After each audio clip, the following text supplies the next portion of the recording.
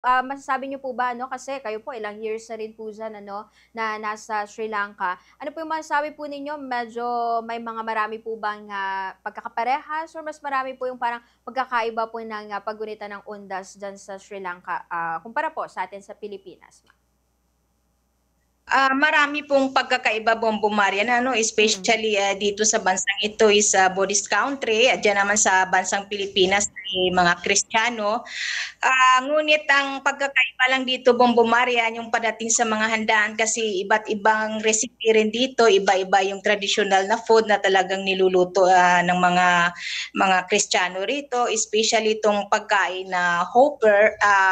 steam hoppers, itong apa na hugis mangkok siya, and then matalapan, ambol tial at mutton rolls at kiribat na itong kiribat siya, ito especially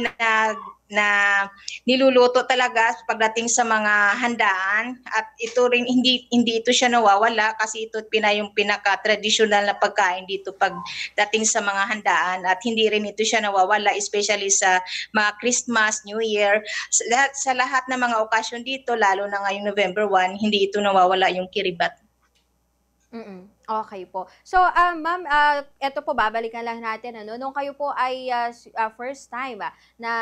naririyan po ano sa Sri Lanka, malaki ba ma'am yung mga naging adjustment po ninyo sa, kung paano po nila ginugunita yung, eto po ano, undas diyan po sa Sri Lanka po ma'am? Malaki ang adjustment ba, Bongbong Maria, no? Kasi Mm, diyan sa Pilipinas, pagdating talaga ng undas, buo ang lahat ng pamilya, tsaka lalo na pagdating sa handaan, talagang nandoon kompleto lahat, sayawan, kantahan, at the same time, talagang ang dami nating family members na pumupunta talaga sa cemetery, magdala ng kandila, pagkain, at maglinis sa sama-sama tayo naglilinis ng mga puntod, buong pamilya. Dito, Bongbong Mariano, nang kukunti siya, at mm. saka hindi siya ganun talaga